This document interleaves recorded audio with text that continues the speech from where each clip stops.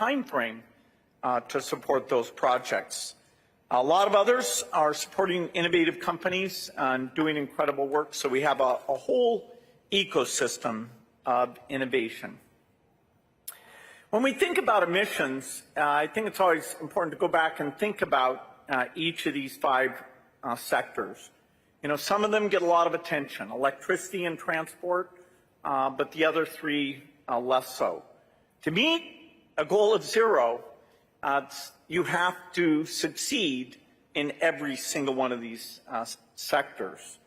And in fact, the industrial sector's probably been the one that's the most challenging. The good news is that we see incredible innovation progress in every one of these areas. In manufacturing, we are well on the way to making steel with either electricity or hydrogen instead of coal. Buildings are getting greener, partly thanks to a company that's developed a window that's many times more efficient than what's been used in the past. In transportation, we're taking great leaps forward. For example, we had a car that went over 600 miles on a single charge using an innovative new battery. In agriculture, we have a company that's using microbes to provide fertilizer, which avoids almost all of the greenhouse gas emissions. Earlier this year, I had a chance to visit Wyoming, Kemmerer, Wyoming, where there'll be a fourth-generation nuclear plant built by TerraPower. And the whole reason I'm involved in that is the possibility that that can scale up and make a meaningful contribution to baseload electricity. So a lot of progress in all these different areas. Of course, just getting things to work at the lab level is probably the easiest part. We won't be able to drive this without a lot of key elements. For example, connecting all this energy to the grid. For example, doing modeling to understand what it takes to keep the high reliability. We need new things. Carbon capture is still very expensive. Clean hydrogen also very expensive, and so we need to advance. And in each cases, there are many companies and many different approaches that will compete to see which is the most effective. We need all these sectors, philanthropy, governments, and business, to make big bets. And it was, great to hear from the panel how each of those companies is playing their part. Since Paris, I've put over $2 billion into clean energy, and that's a number I expect will double in the coming years. But we need a lot more, particularly in those pilot plants, that early stage. When you get to late stages, okay, the economic case, the classic infrastructure industry works, but the pilot plants where there's a lot of uncertainty, that is a key area. The goal has got to be to reduce the cost difference between the things that emit and the things that don't. A difference that I term the green premium. The only way we can get the broad adoption is by driving these technologies to a level of maturity where that green premium is either very, very small, zero, or even in some cases negative, where the innovation actually takes you to a lower cost path, and we're seeing a number of those. I believe we really can prevent a climate disaster and achieve zero emissions. Now, as we do that, there's two things we should keep in mind. First, we need, for the sake of justice, to help people adjust to the planet that is already warmer. And there's a lot of warming built in. The leg in this system means that, the first cooler day is many decades from now. Our priority in this adaptation work should be those who are most effective. And the majority of those people are farmers in both sub-Saharan Africa and South Asia. And, we can already see the crop loss that they're suffering and what that means to them. So they need support to have higher productivity and more resilience, both in crops and the livestock.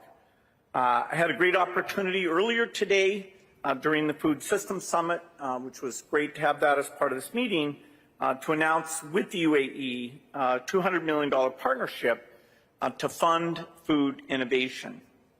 This includes arming farmers not only with better seeds, but also weather information, advice, really helping them with the very best practices.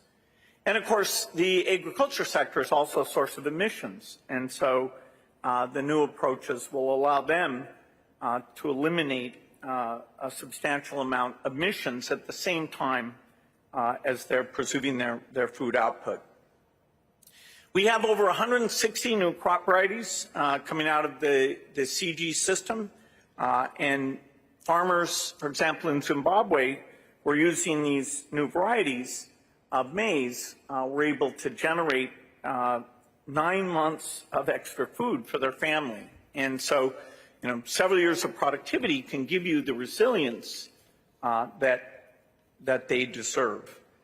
The organization that's at the heart of this is the CGIAR, the CG system, which it's great that it's being highlighted here because it needs more backing to drive that R&D, and our foundation is proud to be, at this point, their largest partner. Companies have to meet the commitments they made 2 years ago in Glasgow to double the amount for adaptation. And a big part of that should be helping to achieve the CG system goal of raising $4 billion. That is the best buy in the world of climate adaptation. The second factor that we have to keep in mind is the cold hard truth that the world has quite limited resources available to reduce inequities. I believe we should devote more to helping the poorest countries, but any realistic level will force us to make tough choices about which areas get the world's attention. Just shifting from one area to the other is not enough. So climate change is a major threat to human welfare, but so are food insecurity, malnutrition, and infectious disease. And each of these is very connected to the other. For example, extreme weather is making it harder to grow crops in many parts of the world, which puts more children at risk of malnutrition and makes them more vulnerable to disease. In a world with limited resources, it may seem like we cannot make progress on climate, health, and development all at once. But nobody will be better off in a world with fewer carbon emissions if we're not solving illness, starvation, and death. So we have to make the right trade-offs to make progress on all of these at the same time. And that's where innovation comes in. By focusing it in the right way, it magnifies the impact of the resources in every one of these areas. Just as we need to innovate to get to zero emissions, we need to continue to innovate in human health. Consider the progress we've had in reducing childhood deaths. In the year 1990, 12 million children under the age of 5 died, overwhelmingly from infectious disease. By 2000, that number had dropped below 10 million, but by 2019, it was under 5 million. How do we do it? Well, a key element was applying resources against innovation and low-cost vaccines. Scientists found a way to make better vaccines and enable them to get out to almost all the world's children, including for things like rotavirus. And the world did a great job financing the purchase of those vaccines for children in low and middle income countries, and that's made a huge difference. Even a disease like cholera that we see more of because of climate change, because of these vaccines, we can limit the negative impact that has. So I'm optimistic that we can cut childhood deaths in half again, down to 2.5 million, by maintaining the high-impact health investments. And we can do that while funding climate mitigation and adaptation. Every discussion about these scarce resources should begin with the question, how can this money save and improve the most lives, now and in the future? With this question as our guide in the decades ahead, I believe we can improve human welfare broadly faster than any of us have seen in our lifetime, including avoiding a climate disaster. The work we have gathered here we're gathered here to discuss will play a huge part in getting us there. And I'm inspired by the commitments being made here. By investing in innovation that works for everyone, we won't just keep the planet livable, we will make it a better place to live. Thank you.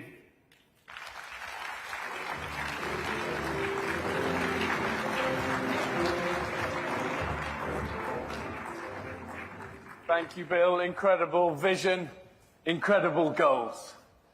It's my great pleasure now to introduce the next panel for some dynamic views on blended finance. Now, you don't often hear those words all put together. So there we go. We got the blended finance. Here we go. This is a long-term collective from philanthropies, from development finance institutions, from private and public sector, all poised to unlock a staggering $20 billion, propelling us forward towards that positive climate transition. So I'd like to welcome on stage, first of all, Ms. Mafalda Duarte from the Executive Director of the Green Climate Fund. We got Mr. Mark Galogally, co-founder of Three Cairns Group, Mr. Tobias Pross, CEO of the Alliance Global Investors, and Mr. Ravni Menon, Managing Director of the Monetary Authority of Singapore. So please give them a warm welcome to stage.